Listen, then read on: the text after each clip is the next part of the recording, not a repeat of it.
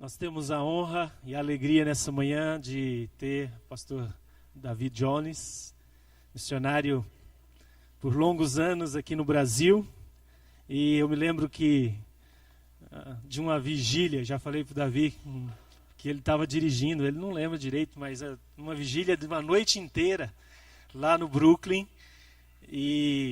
Mas foi uma das poucas, né? O que caracterizou o ministério do Davi para nós, nos anos que ministrou aqui em São Paulo, Brasília, Porto Alegre, foi a capacidade dele de expor a palavra de Deus, de ensinar.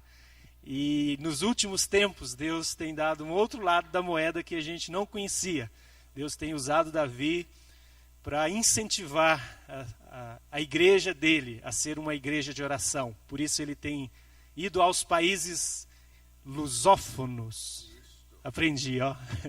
Portugal, Angola e Brasil e outros países que Deus tem aberto a porta para ele servir a Deus através da escola de oração. Um ministério muito especial que nós recebemos aqui e que estamos dando continuidade. Ontem tivemos o módulo 3, né, e vamos continuar aprendendo. E que bom que você chegou. Deus quer moldar a sua vida, Deus quer cumprir o propósito dele, e certamente a palavra que dele tem para você hoje é bem especial. Curve sua cabeça, vamos orar ao Senhor. E você acabou de cantar: Senhor, dirige-me, acompanhe-me, molda-me. Faça isso com todo o seu coração. Diga para Deus: Deus, eu preciso da tua direção. Dá-me a tua palavra.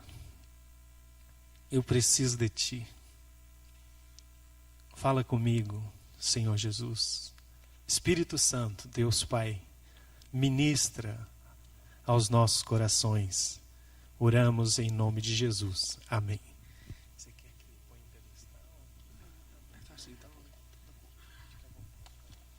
Bom dia, irmãos. Graça e paz. Tá bom. Ele disse que posso ir até 2 horas da tarde. Graças a Deus. Não tem jogo hoje, né? Quem está jogando? Então, não tem jogo, tá? Tudo bem. Já estraguei para metade da plateia, mas tudo bem. Louvado seja o Senhor. Vocês não têm ideia da alegria que Deus me dá quando eu venho aqui. Muitos de vocês não conhecem a gente, mas muitos conhecem, né? Eu tinha um pouco mais cabelo, né, Mag? Ou seja, 20 anos atrás, 25 anos atrás, a gente estava um pouco mais cabelo, talvez um pouco menos juízo, não sei. Mas eu louvo a Deus, porque eu vejo alguns de vocês que eu conheço há muito tempo, lá da Princesa Isabel, aquela peregrinação pelo deserto, para um lugar e para outro lugar, e quando a gente estava com tudo arrumado, o dono tira, puxa tapete e vai embora.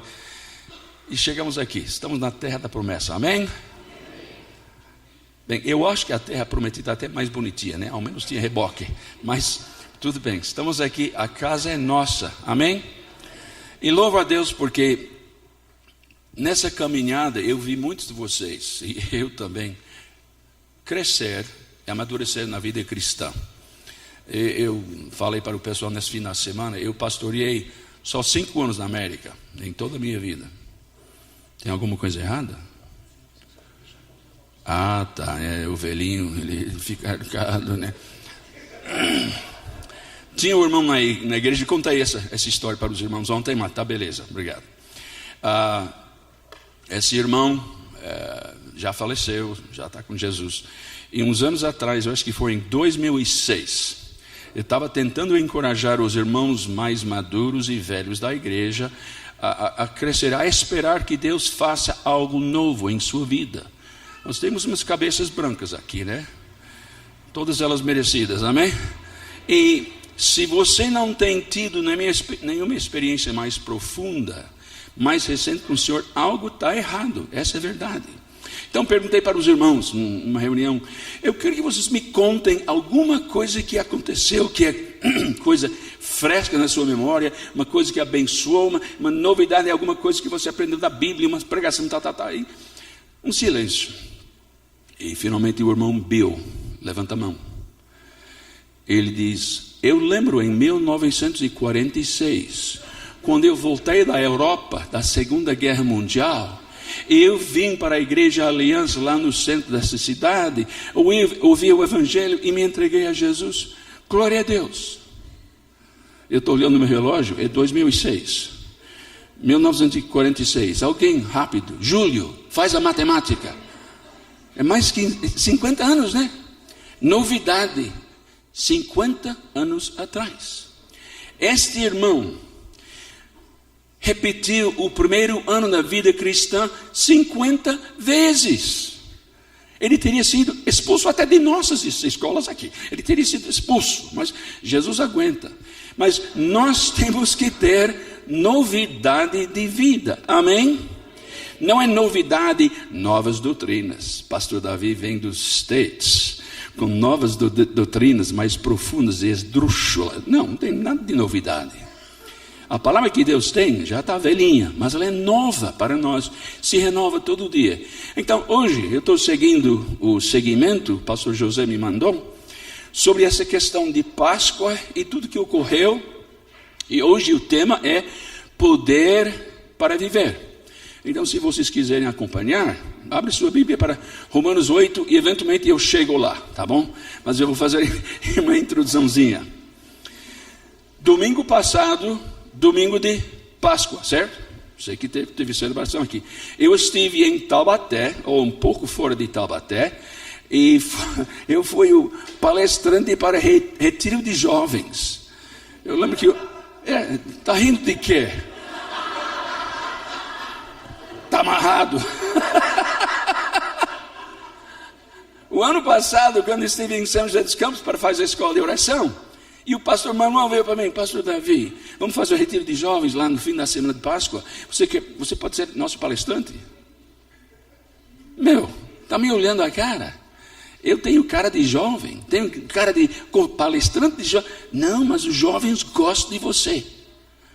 Olha, eu fiquei tão feliz. Porque se tem uma coisa que é ruim na igreja, é velho, chato, crente. Amém? E a igreja está sem deles, né? Pessoas que às vezes passam por alguma amargura.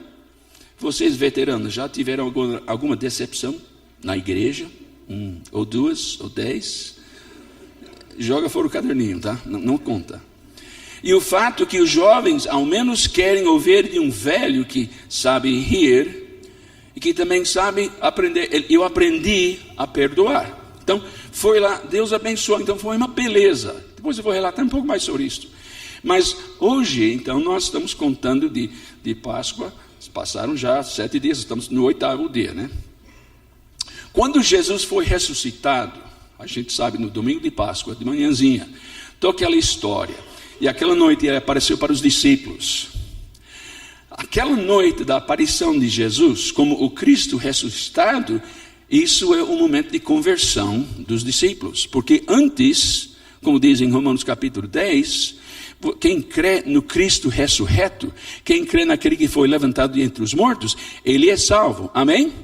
Então, nós podemos dizer teologicamente, na noite da ressurreição, os discípulos se converteram. Agora, o dia de Pentecostes ocorreu 50 dias depois da ressurreição de Jesus Cristo, tá bom? Durante 40 dias, Jesus anda com eles. Nós temos vários relatos bíblicos que contam isso. Nos finzinhos dos evangelhos, vocês vão achar histórias. Jesus com os discípulos lá no Mar da Galileia, comeu com eles. Então, tem várias histórias. Em Lucas 24, ele diz... Lembra que ele explica naquela passagem a razão da crucificação. Porque sabemos que na sexta-feira santa, quando Jesus foi crucificado, ele deixou todos os seus discípulos, obviamente a mãe Maria, e todo o pessoal que seguia Jesus completamente consternado. Mas como que o Messias vai morrer de uma forma tão desgraçada na cruz do Calvário? Que Messias é esse? E sabemos que todos, sem exceção, todos saíram desanimados, decepcionados. Aquele que a gente achava era aquele que viria, morreu. Essas foram as palavras patéticas dos 2 discípulos que estão no caminho de Emaús. Lembra? Saíram de Jerusalém, estão lá, cabisbaixo. Chega lá um sujeito. Oi, tudo bem? Como é que está? Puxa, você está um baixo astral, né? Como é que é? O senhor é o único que não sabe o que passou em Jerusalém? Obrigado, filho, que Deus te pague. O que aconteceu em Jerusalém? E eles contam. Aquele que a gente achava que era o discípulo, o Messias, ele morreu na cruz do Calvário. E esse homem, esse desconhecido, começa a discorrer. Abriu a palavra de Deus e começou a explicar de Isaías, de Jeremias, dos profetas do Antigo Testamento, pegando aquelas passagens messiânicas e explicando. E eles, aos poucos, que não foi um erro, não foi um desastre. Não, estão começando a entender. Vamos lá, tem um botequinho lá, vamos comer qualquer coisa? Tá bom. E o desconhecido, ele ora. E no momento que ele começa a orar, eles lembram outra ocasião, quando ele levantou 5 pães, 2 peixinhos, e disse: Deus, alimenta essa turma. Aí as escamas caíram dos seus olhos, é Jesus, e vai embora. Essas histórias são maravilhosas porque faz nos lembrar que muitas vezes na vida cristã a gente passa por decepção, desapontamento. Eu achava que essa vez a coisa ia dar certo. E esse Jesus me falhou. Se não aprendi mais nada hoje, Jesus não falha. Ainda que pareça que falhou. Porque, por definição, Ele é Deus e Deus não falha. Ele às vezes faz coisas que a gente não espera. É por isso que Ele é chamado Deus, né? O nome dele começa com D maiúsculo. O meu começa com D minúsculo. Então, nesse momento, quando ele age de forma que eu acho que não devia agir desse jeito, mas ele agiu, baixo a cabeça e aceito. Então, durante esses 40 dias, Jesus vai relatando e vai ensinando. E em Lucas 24, ele diz, essas coisas foram escritas, e explica mais uma vez, ele diz, vocês são testemunhas dessas coisas a todas as nações. Nós? Vocês. Começando em Jerusalém. Ou seja, não tente ir lá por onde Judas perdeu as botas para evangelizar, se você não fizer aqui em Jerusalém. E é um princípio que a gente sabe. É Jerusalém, Judeia, Samaria, aos confins da terra. E a igreja avivada e cheia do Espírito Santo pode fazer isso tudo ao mesmo tempo. Vocês estão aqui, eu estou aqui, domingo, dia 27 de abril. 11h15. Danilo e Elaine, que horas são lá? 3h15, né? 3h15. Eles estão lá, nós estamos aqui. Romário, quando estiver na Índia, não tem nem ideia, mas 6, 7 horas da noite, né? Ou seja, nós somos criaturas de tempo e espaço. Deus não é nem tempo nem espaço eterno. Ontem, hoje pela manhã, Judite me mandou um e-mail. Por sinal, Judite disse oi. Oi para vocês que conhecem a dona Judite. Judite me mandou um e-mail. Você viu o e-mail do pastor Charlie?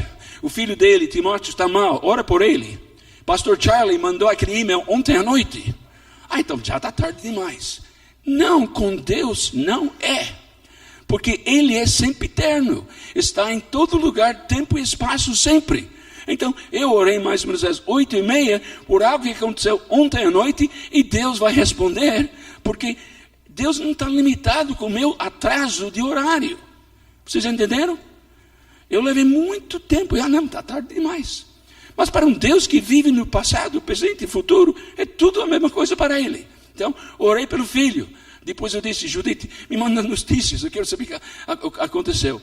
Então, Jesus diz, vocês vão ser testemunhas dessas coisas, vão começar em Jerusalém, mas não saiam de Jerusalém até que vocês recebam a promessa do Pai. A promessa do Pai. E como é que vocês vão ver? Para ver, espera para ver, porque vai ser coisa boa. E nós sabemos então, naquele mesmo dia, mais tarde, ele é levado aos céus. Aquela hora da Assunção, quando Cristo vai, os anjos dizem, por que vocês estão olhando para os céus? Do mesmo jeito que ele foi, ele volta para Jerusalém. E depois nós sabemos que passaram 10 dias depois da assunção de Cristo, até a descida do Espírito Santo. E durante aquele tempo, o Espírito Santo, que já estava nesses discípulos, começou a agir e fazer com que 120 pessoas individuais se tornassem uma só carne. Ou seja, ele uniu. Deus deseja fazer isso com a casa de Deus, com o povo de Deus. Todos nós somos diferentes, temos formação diferente, temos background, tudo é diferente. Mas Ele é nosso denominador comum, e quando nós nos entregarmos a Ele, nós vamos começar a nos aceitar como nós somos, irmãos em Jesus Cristo. Amém?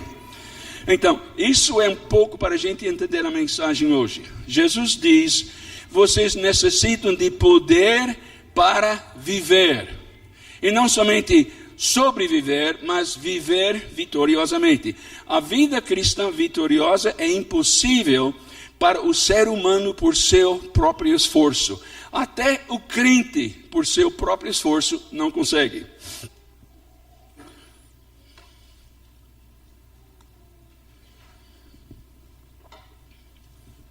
Eu sou filho de pastor. Não nasci na igreja porque aquela noite mamãe ficou em casa. Papai pregou e mamãe deu à luz a Davi. Com 39 anos, não era exatamente nos planos dos velhos, mas eu vim. Fui criado na igreja, já contei para vocês ontem, muitas vezes. Fui criado na igreja, terça-feira reunião de oração, quinta-feira culto de testemunhos e estudo bíblico, sexta-feira culto ao ar livre, na frente do correio, lá em Chester, Pensilvânia, uma cidadezinha lá perto de Filadélfia. Então eu vivia na igreja, conhecia as histórias bíblicas, tarará, tudo bem. Com 11 anos, pela graça de Deus, eu fui convertido. Porque até aquele momento, e se tem alguns garotos aqui que são filhos de crentes, escutem bem essa. Eu achei que eu era neto de Deus, porque meus pais foram filhos de Deus. Se são filhos, eu sou filho deles, eu sou neto, amém? Que bom, risada é melhor que amém, porque não tem nada a ver com genes. O novo nascimento é espiritual, não é carnal, não é do homem material. E eu me converti com 11 anos, não vou contar a história toda, mas eu estava morrendo afogado no rio e disse, Jesus me salva! E ele me ensinou a nadar. Aí fiz que nem cachorro, né? Fui lá e tá. Aí tá. E realmente a coisa que mais me atrapalhou depois da minha conversão, antes da minha conversão, era medo. Eu tinha muito medo da morte, porque eu sabia, apesar de ser neto de Deus, eu não estava lá muito crente, né? Então depois Deus tirou o medo. Eu posso dizer, para a glória de Deus, eu sei que quando eu falo essas coisas publicamente, Satanás também, ele ouve essas coisas. Lembra que eu falei ontem que nunca foi assaltado, aqui em São Paulo? Depois estou andando para a padaria para tomar um café lá. Eu pensei, Jesus, eu falei isso hoje, por favor me proteja, né? Porque ninguém passou, né? Então, eu tinha medo da morte. Deus tirou o medo da morte. Eu tenho andado por esse mundo em muitos lugares, em muitos buracos, e nunca tive medo. Por quê?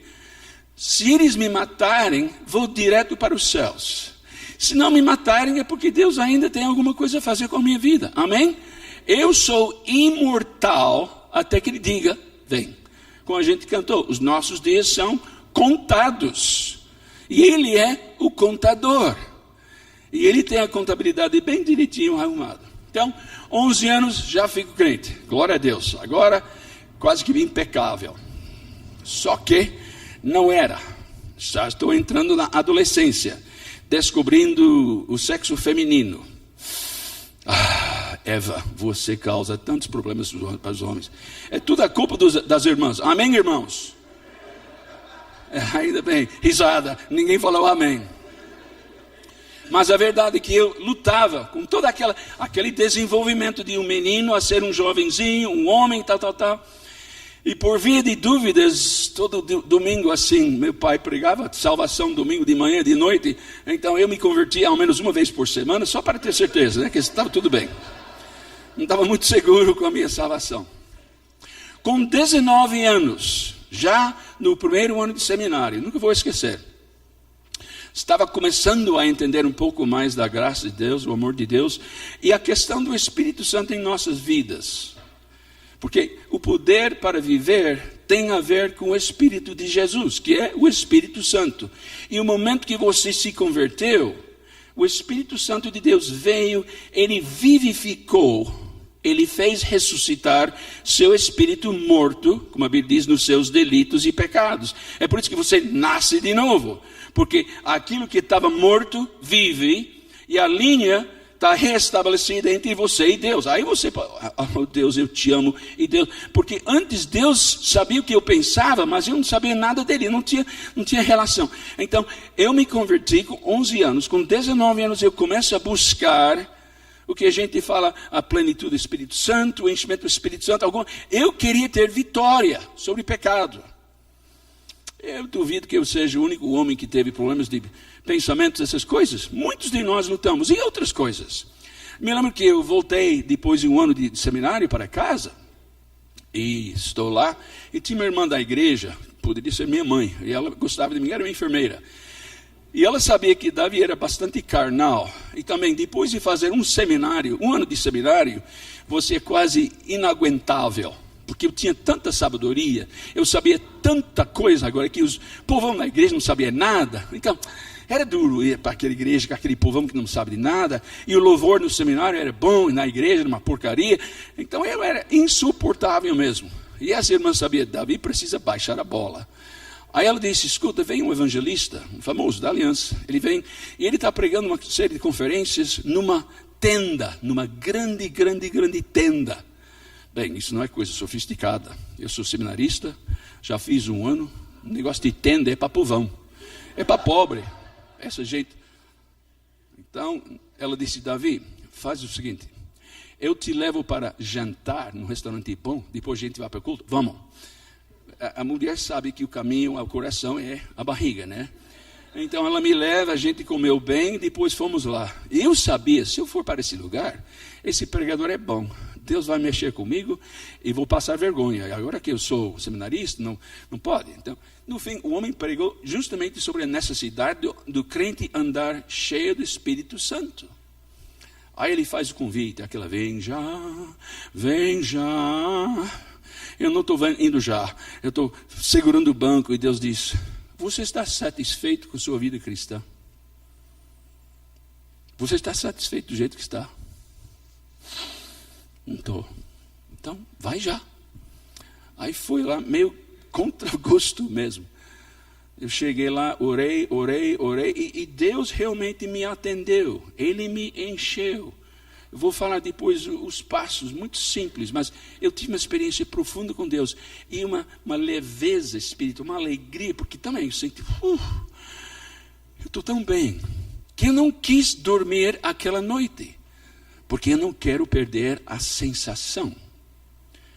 Este é o problema. Nós somos seres, nos interessa muito essa parte emocional. E eu quero sempre sentir que estou em cima. Amém?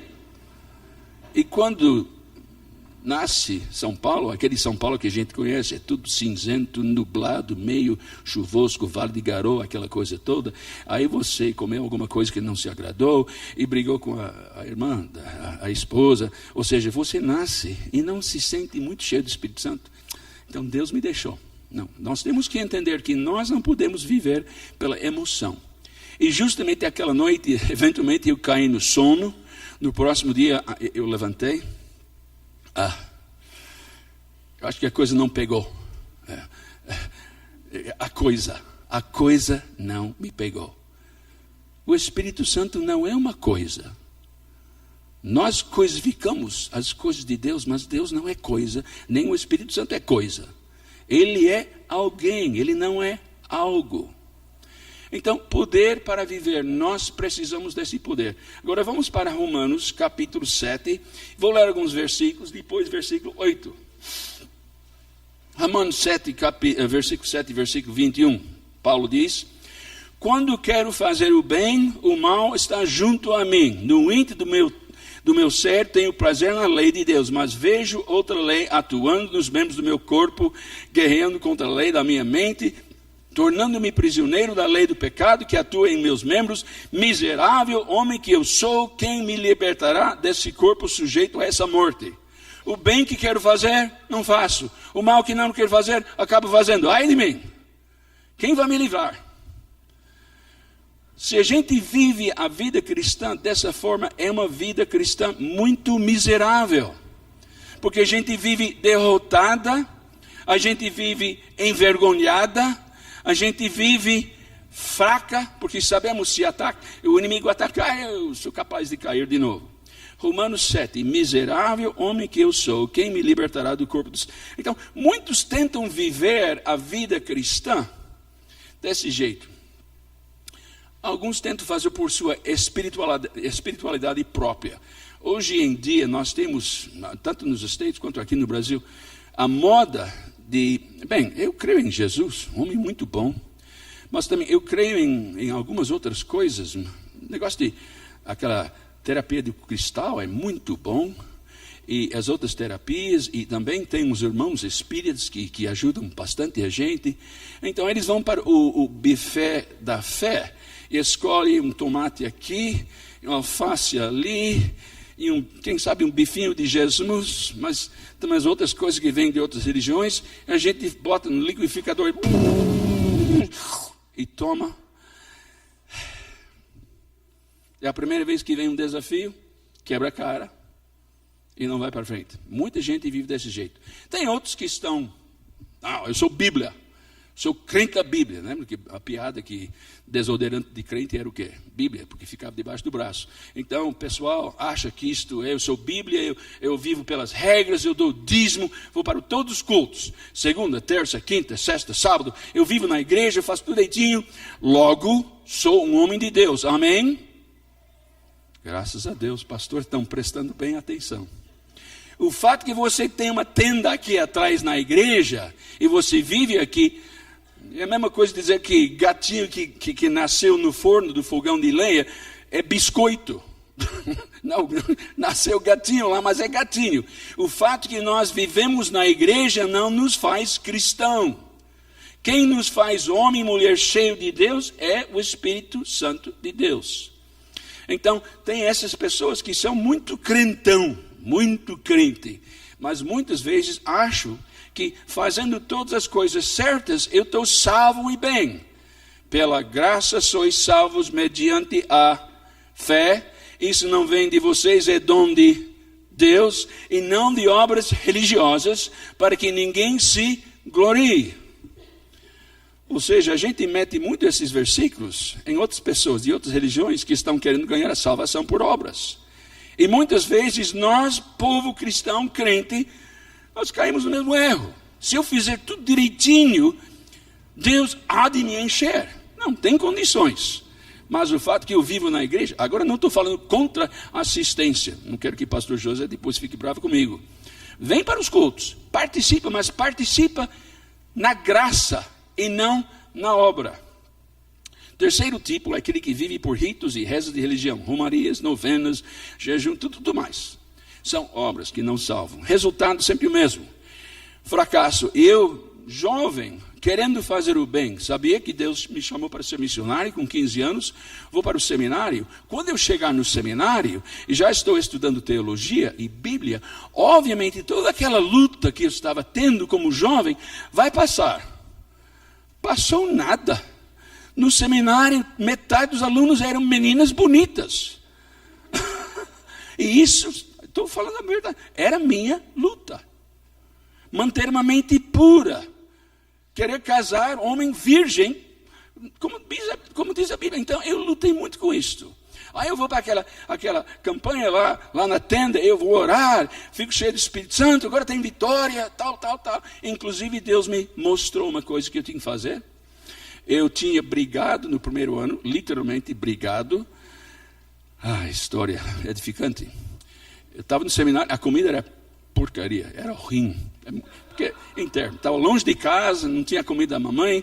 E mamãe era muito bondosa. Uma vez por mês, ela me mandava uma lata de bolachinhas, daquelas chocolate chip cookies.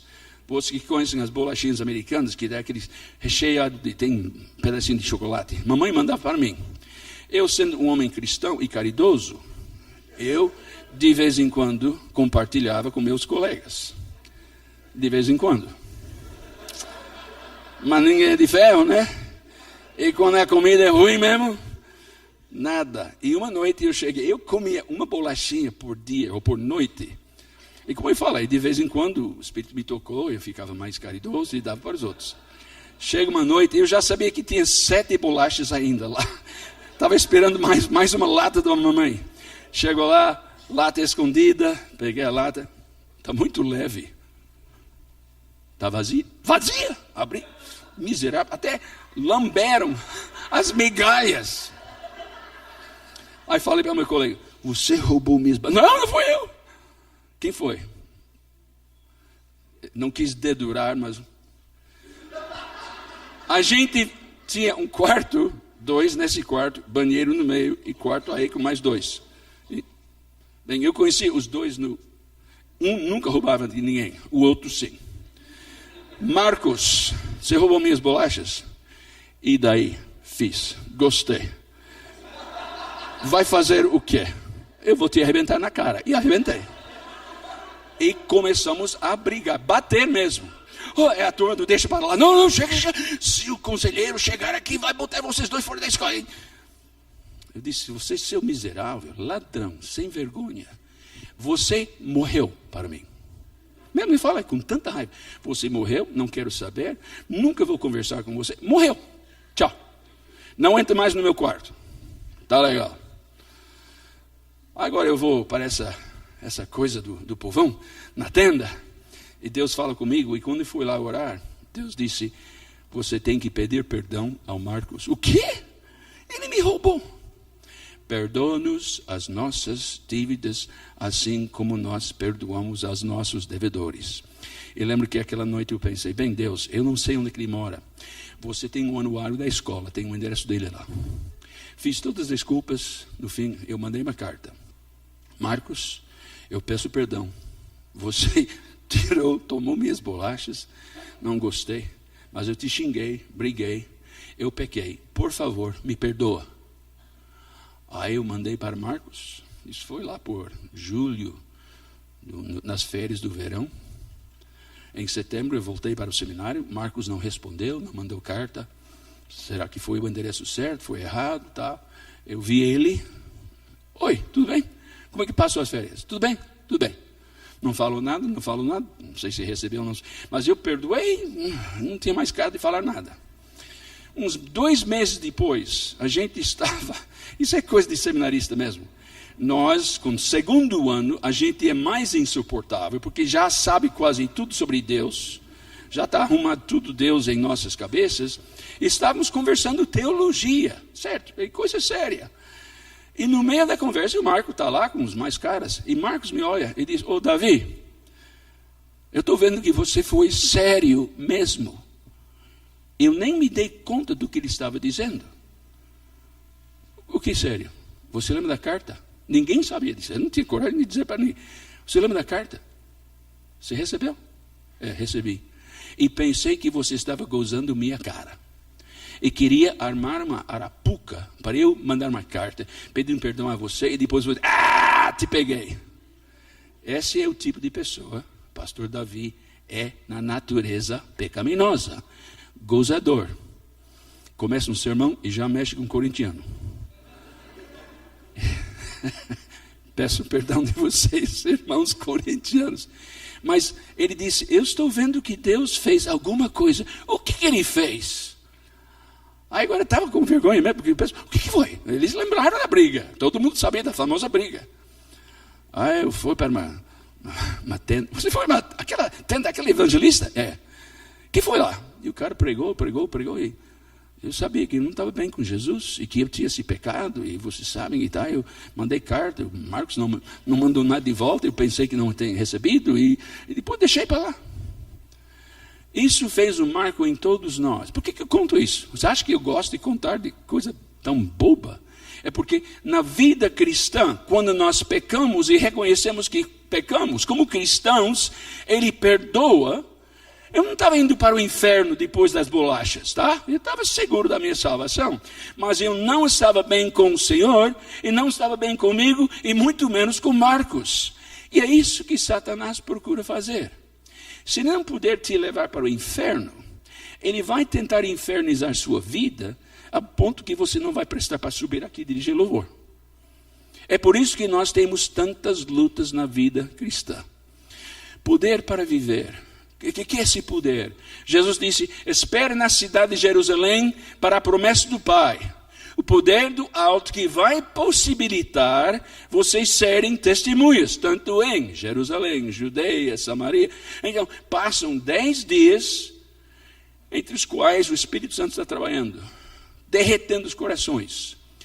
Provavelmente uma hora Pedro levantou, pessoal, vocês sabem que na noite da traição de Jesus, eu neguei 3 vezes. Jesus já me perdoou, mas por favor, eu sei que eu decepcionei vocês, me perdoem. Aí houve aquele abraço, tá bom Pedro, a gente fugiu também. Imagina João, a Bíblia diz que ele fugiu lá no jardim, estava pelado. Lembra? É uma cena estranha. Então, todos eles começam a se reconciliar. Tiago e João, na noite da traição, indo para o jardim, o Senhor Jesus, quando a gente entrar no reino, o Senhor deixa a gente sentar no lado direito e esquerdo. Vocês lembram? Isso é muito bonito, né? Muito bonito. Interesseiros miseráveis. Na noite da traição, quando Jesus mais precisava de solidariedade e amor, os 2 miseráveis estão planejando, dizendo, a gente vai fazer desse jeito, lado direito e esquerdo, a gente vai mandar no reino. Não entenderam nada. Pessoal, aquilo não foi certo. Por favor, nos perdoa. Então, durante aquele tempo, o Espírito Santo foi derretendo, trabalhando, convencendo, e o povo se arrumando. Não temos muitas histórias, mas temos 10 dias de oração, louvor, buscando o Senhor, entendendo as profecias. Deus estava procurando botar todos na palma da sua mão, para que no dia de Pentecoste, Ele pudesse dar poder para testemunhar. Quando descer o Espírito Santo em vocês, mas ele já tem o Espírito Santo, mas o Espírito Santo não tinha todos eles, porque quando você se converte, você não recebe 2 quilos, você recebe tudo que ele é. O problema é que ele não recebe tudo que você é, porque tem certas salas, certas alas de nossa vida que a gente não quer entregar. Então, nesta manhã, Deus nos trouxe aqui para entender como é que nós podemos ter esse poder da ressurreição. Vai para capítulo 8, versículo 11. Se o Espírito Santo de Deus, daquele que ressuscitou Jesus dentre os mortos, habita em você. Quer dizer que não é visitante, ele mora lá. Ele é dono agora. Se ele habita em você, aquele que ressuscitou a Cristo, o Espírito Santo, dentre os mortos, também dará vida a seus corpos mortais. O que isso significa? O que significa esse negócio de vida aos nossos corpos mortais? Bem, vida física. Alguns de vocês que são meus amigos no Facebook sabem que ontem eu voltei pela manhã. Orem por mim, a garganta está ruim. Estava com gripe na sexta-feira, estava com gripe, tosse, nariz desse jeito, garganta doente, estava ruim. Sabendo que sexta-feira à noite, todo sábado, depois domingo, e agora vou ter uma aula amanhã à noite no Semiba, eu preciso usar a voz. E a minha voz é fraca, eu não sei fazer projeção de voz certa, nunca aprendi. Então, o inimigo, quando ele quer me atrapalhar no ministério, ataca a garganta. Se gogó não funciona, o velho fica lá só fazendo barulho, né? Então, eu pedi que Deus, através do seu Espírito Santo, vivificasse meu corpo. E ele me deu a força necessária e a capacidade para ao menos poder falar. Agora, a irmã me perguntou, sua garganta está bem? Sim, mas não para solar. Não vou cantar hoje, tá? Eu sei que é uma pena. Normalmente eu vendo CD lá atrás, mas eu não trouxe essa vez. Mas ele vivifica nossos corpos mortais enquanto a gente vive. Claro, na segunda vinda de Jesus Cristo, ele vai vivificar nossos corpos mortais. A gente já está morto, ele vai ressuscitar. Ou seja, ele possibilita para nós tudo que nós precisamos a nível físico. Paulo diz em Filipenses capítulo 3, versículo 10, eu quero conhecer a Cristo e o poder da ressurreição. Eu quero conhecer esse poder. Deixe-me só terminar a minha história. Temos tempo. Eu me formei do seminário em 64. Casei com Dona Judite uma semana depois. Graças a Deus, pela graça de Deus, eu pude casar como eu quis. Ao menos moralmente limpo, fisicamente, lutando contra a mente. Eu confesso. E o mais estranho é que Deus me manda para um país cheio de senhoras e senhoritas bonitas. Brasil. Isso é verdade, pura verdade. Estou confessando para vocês. Aí a gente casa e em 67 nós chegamos aqui, fomos para Campinas, estudamos português, começou a carreira missionária. Então depois de 5 anos, em 72, a gente volta para a América para eles chamam férias. Não tem férias lá, você trabalha o tempo todo, mas tudo bem. Cheguei lá e na aliança, tanto aqui no Brasil, agora estamos criando essa cultura de missões e a gente admira quem é missionário, porque é um sacrifício. Então eu voltei para o acampamento, onde eu era jovem uma vez, agora eu sou missionário. Isso agradou muito a carne, porque agora o pessoal, não, aquele Davi, aquele moleque virou missionário, que milagre de Deus, né? Aí eu pude assim dar as palestras, as mensagens sobre missões e tal, e Deus abençoou. E tinha nesse acampamento, tinha reuniões de manhã, de tarde, de noite, tinha umas brincadeiras também, mas é muita coisa para os jovens. Então, na manhã eu tinha um minuto missionário de 5 minutos. Então eu já tinha dado os meus 5 minutos, sentei e um velho pregador foi pregar sobre a plenitude do Espírito Santo. E viver pelo poder do Espírito Santo. Eu estou pensando, já vi esse filme, eu acho que vou sair.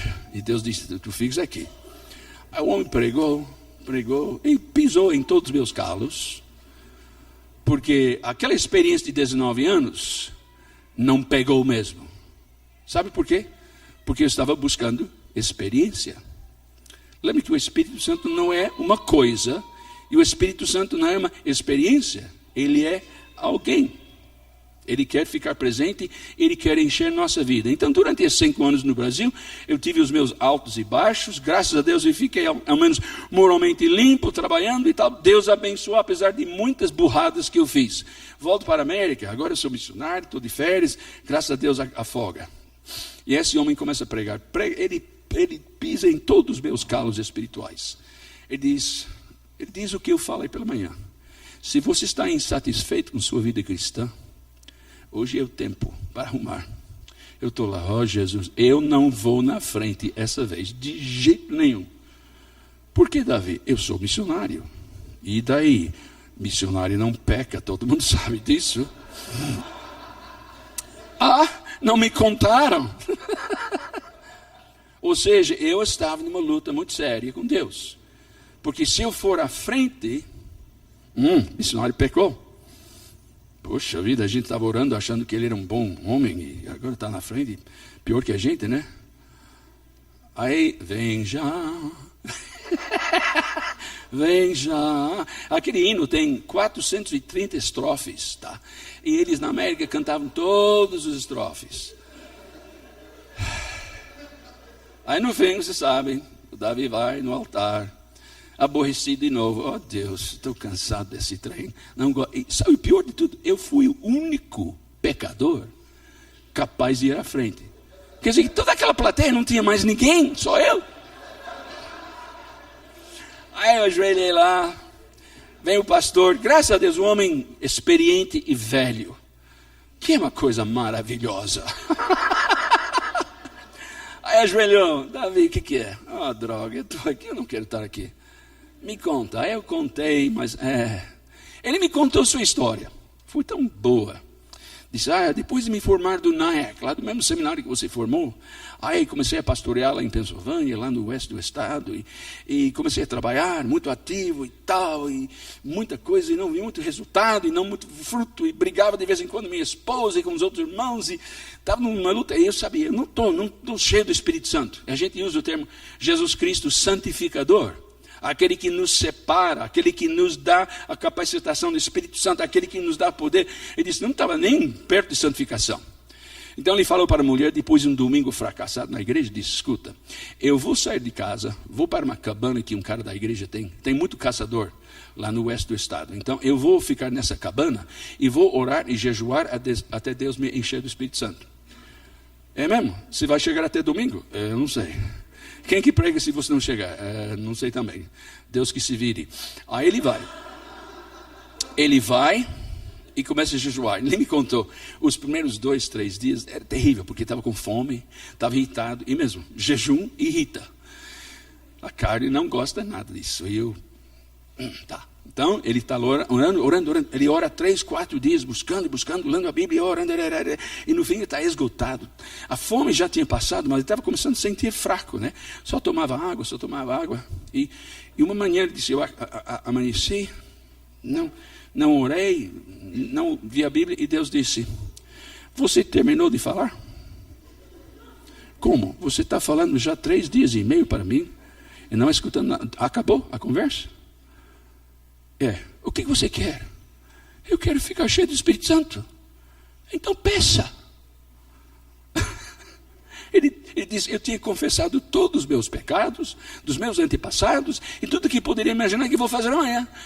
Confessei, pedi, mas nunca tinha pedido o Espírito Santo, agora estou pronto. Mas é só pedir. Como é que você foi convertido? Eu pedi. Pois não. Como é que a gente é curada? Pelo Espírito Santo, por Deus. Pedindo. Tudo que nós recebemos, nós pedimos pela fé. E ele era como eu. Ele queria uma experiência. Isso. Questão de personalidade. Se você é emotivo como o pastor Davi, todo mundo me conhece que eu choro e faço brincadeira. Eu sou emotivo. Não procure emoções para comprovar que você está cheio do Espírito Santo. Eu vejo aquele filme de Lassie, né, que ela se perdeu e volta para casa. Lembra do cachorro que volta para casa? Eu já vi 300 vezes e choro cada vez. E sei que a bichinha vai chegar em casa sã e salva. Então, emoções não querem dizer nada para mim. Deus disse para o homem, peça e vou te dar. E daí? Arruma sua mala, vai para casa e coma alguma coisa. Tá, então o Espírito Santo de Deus me enche, eu estou limpo, eu confessei tudo que posso, eu me arrependo dos meus pecados, eu peço perdão por tudo aquilo que eu fiz que não te agradou. Por favor, Espírito Santo, me encha, por favor, me encha. E Deus disse, acabou? Terminou? Eu não senti mais nada. Eu não sou uma sensação. O Espírito Santo é o Espírito Santo. Receba pela fé. É só isso, tá. Tchau. Então, arrumou a mala, voltou para casa. Chegou lá, ele disse que minha mulher me viu chegar, eu disse, como é que estava? Horrível. Como? Eu orei por 3 dias e meio. O que aconteceu? Nada. E depois, eu estou cheio do Espírito Santo agora. Como é que foi? Ele contou. Seco, na bucha, assim. Mesmo. E era um homem cheio do Espírito Santo.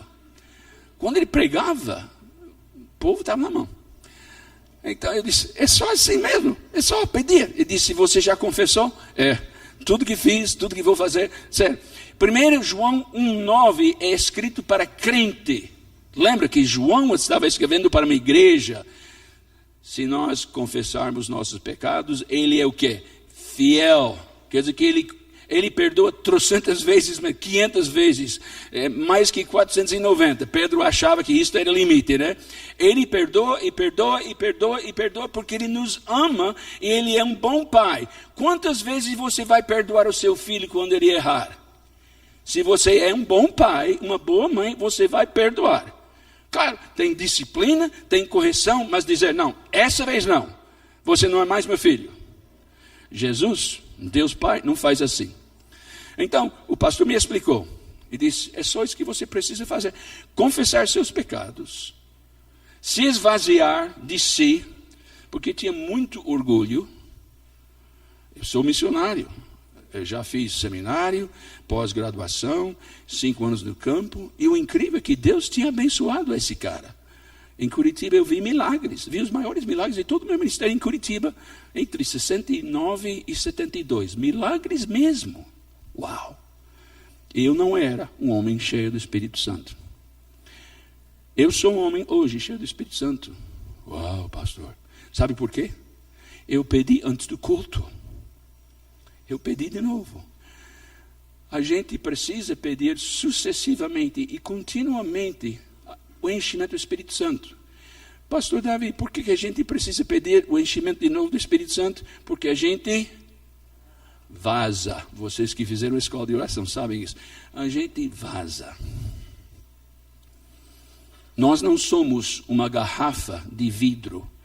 A gente enche com o Espírito Santo e bota a tampa e não escapa mais. No dia a dia, no ministrar, nos aborrecimentos de São Paulo, sério, essa cidade enche as paciências da gente, né?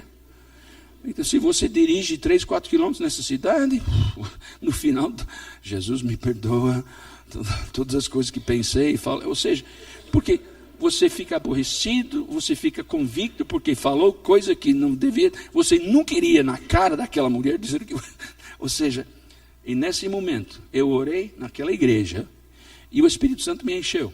Lembro que eu saí de lá e a última palavra do pastor foi isso: quando você sair daqui, Satanás vai dizer, muito bonito, Davi, você é o único pecador entre todo aquele pessoal. A sua cotação na bolsa de valores espirituais caiu. E o pastor falou, diga para Satanás, vai tomar banho, vai embora, me deixa em paz.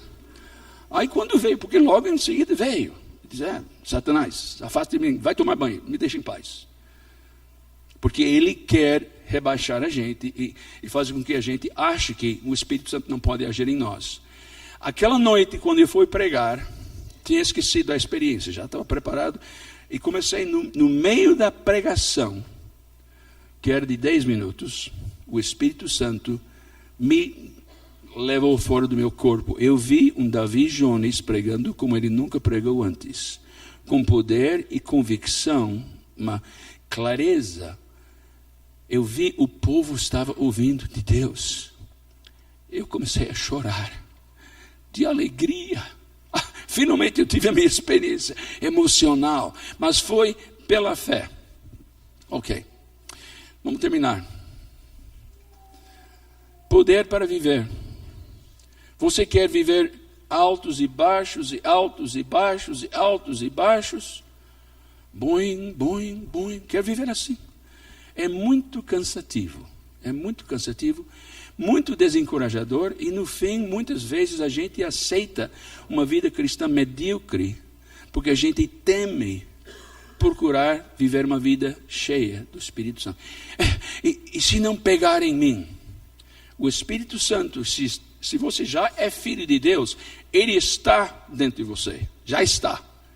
Mas o que ele deseja é encher o seu ser, corpo, alma, espírito, mente, emoções, tudo que você é, tudo que você tem, tudo. E não é só hoje, mas amanhã. Espírito Santo de Deus, que eu saiba, eu passei da tarde de ontem para hoje e não fiz nenhum mal, mas eu preciso de novo, uma nova renovação. Lembra quando Jesus falou em João 5 com a mulher samaritana? Ela foi para o poço buscar água e ele falou, senhora, se a senhora soubesse quem sou eu, que eu poderia te dar rios de água viva que vão fluir. Isso que nós queremos, rios de água viva que estão fluindo. Por que o rio não flui? Entulho, sujeira, coisa que atrapalha o fluir do Espírito Santo e polui a água que sai. Então vamos orar. Pai, tu sabes o quanto que eu amo esse povo. Realmente eu sinto que esta é uma segunda igreja para mim. Inclusive, quando eu estou aqui, eu às vezes me sinto mais em casa do que em casa. Amo os irmãos que conheço há muitos anos.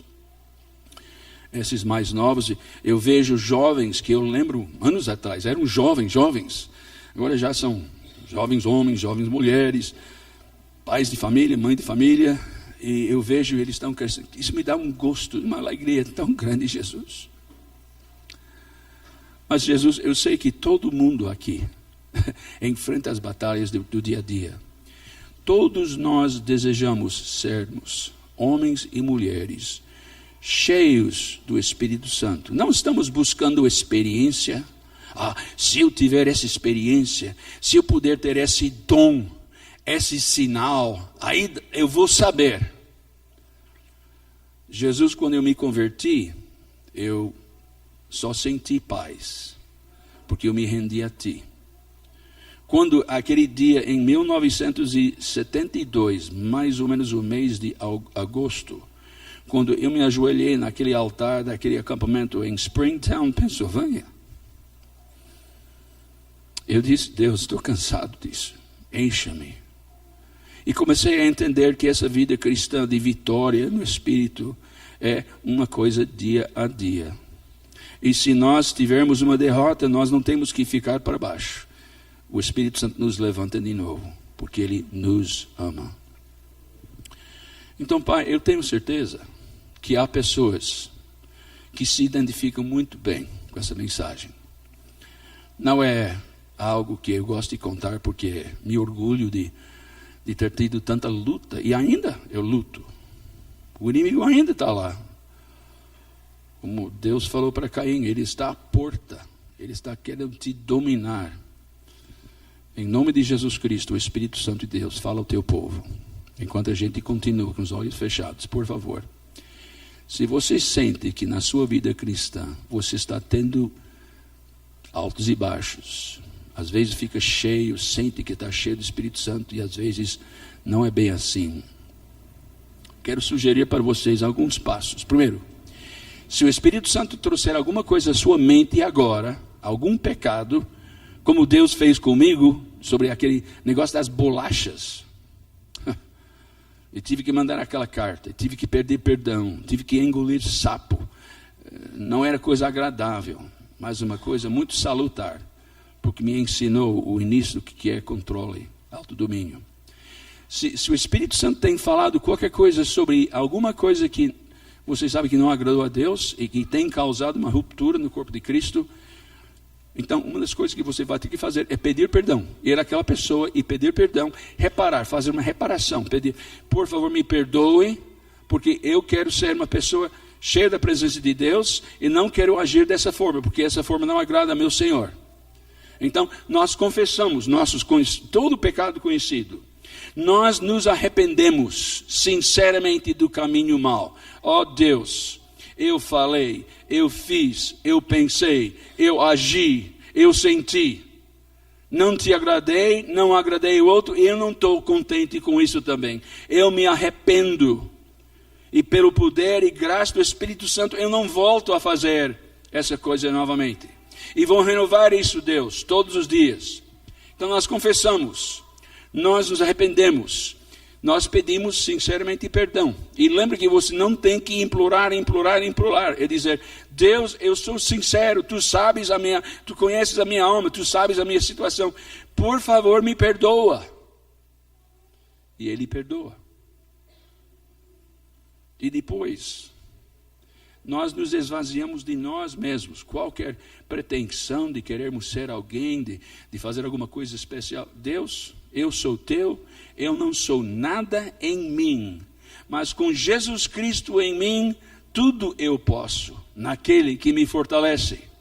Então, é pureza primeiro, limpeza do copo, esvaziar de si mesmo e depois pedir. Pedir e dar-se-vos-á. Deus é um Deus que responde oração. Nesse momento, nós recebemos a plenitude do Espírito Santo. Não esperando ou exigindo que o Espírito Santo prove nada. E mais uma vez, se você é uma pessoa mais emotiva, recebe pela fé e não espera nenhuma sensação emocional. Agora, se você é uma pessoa muito seca emocionalmente, não vou profetizar, mas muitas vezes você é muito duro e seco na sua personalidade porque você está querendo controlar tudo. E Deus quer te controlar. Eu sei que em algumas ocasiões as pessoas que têm mais domínio próprio, que são mais secos na sua personalidade, são as pessoas que têm as experiências, não para comprovar, mas é para quebrar a nossa barreira do controle do Espírito Santo. E às vezes vem choro, Às vezes vem riso, às vezes vem outras coisas. O importante não é procurar coisa nem experiência, mas dizer: Espírito Santo de Deus, me encha com tua pessoa, para eu ter poder para testemunhar em Jerusalém, Judeia, Samaria, até os confins da terra. Se há alguém aqui que deseja isso, nesse instante, levanta sua mão. Levanta e depois abaixa. Amém. Deus está vendo. Louvado seja o Senhor. Então vamos orar. Pai Celeste, eu nem consigo ver todas as mãos, mas Tu tens visto as mãos de cada homem, cada mulher, jovens, que estão dizendo: Senhor Deus, eu não estou duvidando da minha salvação, mas eu sei que eu não ando cheio do Espírito Santo. Eu não ando com aquele poder para vencer, para ter vitória, para viver a vida cristã de forma que venha a Te agradar e também ser agradável para mim. A vida cristã às vezes é pesada, é coisa chata. Jesus, eu quero andar na leveza do Espírito Santo. Então, estes que oraram estão dizendo: Deus, eu reconheço o meu pecado, eu confesso, admito, peço perdão, me arrependo e prometo, com a ajuda do Espírito Santo, eu não volto a fazer, agir, pensar, sentir do jeito que eu fazia. Eu aceito pela fé o fato que Tu agora está limpando o meu copo. Eu me esvazio de mim mesmo. Toda a minha pretensão, todos os meus planos, tudo que eu queria fazer e ser, tudo é Teu. Esvazia tudo. Agora, Espírito Santo, me encha. Me enche com plenitude, para que a minha mente, as minhas emoções, minha vontade, meus desejos, meus apetites, meus planos, meus futuros, minha carteira, meu tudo é Teu. Encha, controla e depois utiliza para o bem do reino de Deus. Eu sei que isto vai me agradar, vai me dar uma vida que realmente satisfaz e vai me possibilitar dar testemunhos a outros que também querem conhecer, querem viver essa vida abundante em Jesus Cristo. Pai, Tu tens visto as mãos, Tu tens visto os corações, e pela fé nós recebemos, eu inclusive, recebo de novo essa plenitude. E à medida que a gente vai vazando, que o rio de água viva possa ir enchendo, e enchendo, e enchendo, e que Teu Espírito Santo mostre: cuidado com aquele entulho, cuidado com aquela pedra, cuidado com aquela poluição, que a gente mantenha o rio limpo, fluindo, bonito, para abençoar outros. Essas coisas nós oramos agradecidos e confiantes na palavra e promessa do Senhor. E todo o povo de Deus diz: Amém.